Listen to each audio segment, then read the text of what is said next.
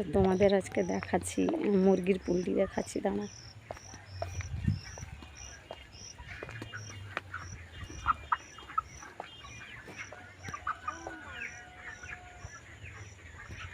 দেখো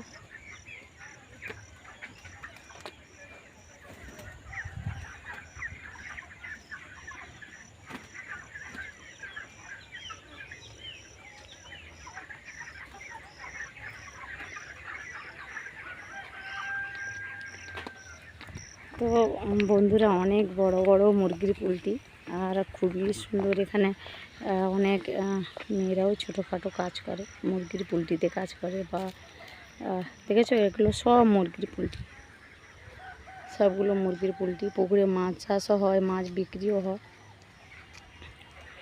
তোমাদের সঙ্গে শেয়ার করব বলে অনেক দিনের পরে এলাম, তো সবটাই শেয়ার করব, ঠিক আছে।